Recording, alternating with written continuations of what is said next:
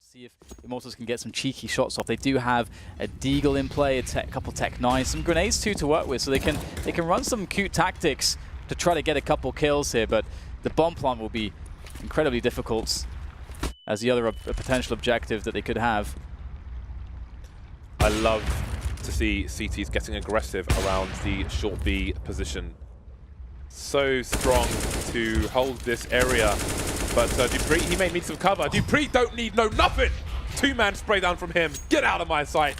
Get out of my area. Lucas and KNG, I mean, look, let's not get too excited. They've only got pistols, but it was quite pretty, Dan. It was pretty, very pretty indeed. Purdy. He's got the watercolors out and he's painting quite the picture.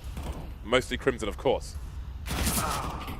And Immortals have not been able to find damage. Indeed, that was a great opportunity. I thought he was dead for sure. I mean, we knew about the players in door there, and that's that spray, man. He believed. He's like, please keep. It's possible. It's like, we're going to take this away from you, which you expect, and now you need to try and cope in this situation, which may be very difficult for you to deal with. And Astralis are trying to exploit that, but Device will get picked off.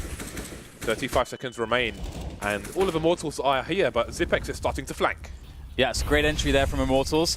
They have won a duel, very important, and now the bomb can go down. But once again, Kirby, usually it's from toilets, but this time he just walked through the smoke there on the long. Got himself only one frag this time, but it may be enough. We'll see Glaive picking up one, but Kyunji were able to hold down the flank for the time being. And this is looking great now for Immortals. It's been a dry spell. Can it be saved here? Oh, missing a shot is Henny, and Glaive will save the day. Oh, what a steal there. Immortals are going to be gutted about that one. They had a great chance. They did well to get into that position, but you can see the smiles there, the elation across the faces of the Danish players there of Astralis. That was really unlucky timing, I have to say, for Immortals in that 1 versus 2. Get a 9-6. It's Glaive this time, peering over the smoke from the party position. Oh dear, he's trapped. Just about manages to escape in the end. And in fact, it's Bolts who will be the first to go down. KNG not far behind, still getting one kill, but this is a pretty fast-moving round at this point. Lucas just waiting in the playground with the bomb, and all the CTs start to go straight back to their respective sites. Zipex being trusted for the time being with the B bomb site. Kiabi's there if needed, but not quite just yet. Oh, Henny, he had to land that, swiping in the smoke, but there's nobody there, no answer, no response. It's a bit ridiculous, James. What is this? Oh dear. Bit awkward. And Devices takes his position back. They're dancing in the dark. And it's clumsy. Okay, try number 2 perhaps. In comes Henny. And will he see Device? This is just so straight, but definitely double orcs. And Astralis have got the perfect counter, rushing into the B bomb site. What can you do about this, Immortals? They're in there, and they're being forced back to CTs. This is really awkward stuff from them. I wonder if this is a read, that this would be the buy, and as you mentioned, the perfect response and counter from Astralis. Very smart if that's the case, but otherwise, hell of a retake on the hands of Immortals. However, they've managed to pick off Kirby. They've got a man advantage now, but much more is to be done as they look to gain positioning. Kyunji able to help them out there, taking down Dupree, but there's much more to be done from this vantage point.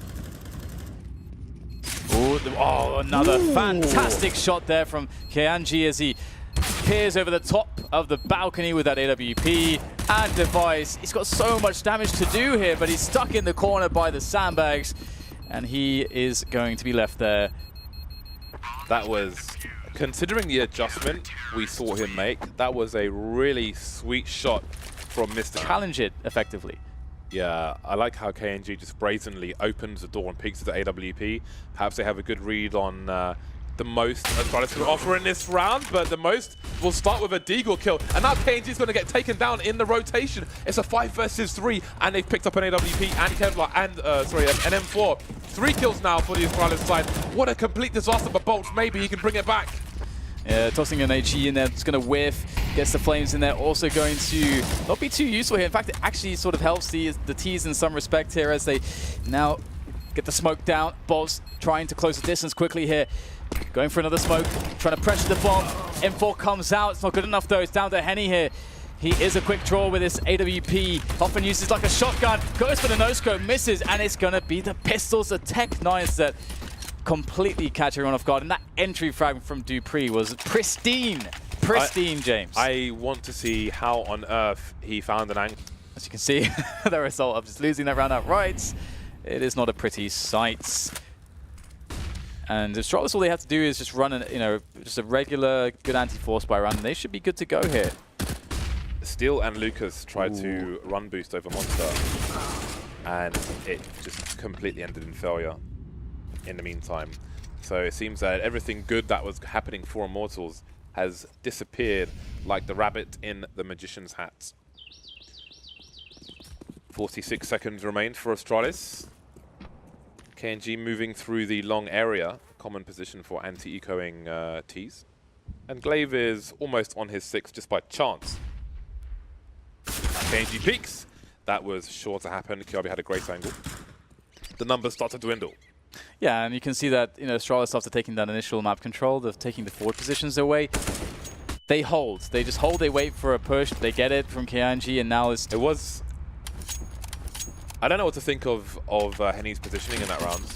Because yes, he is an aggressive AWPer, but that was very, very isolated, it turned out, and very awkward. But we'll see. They still have double AWP, so at least monetary-wise, it hasn't hurt them too much, thanks to the success of the first round. So risks were taken. They didn't pay off.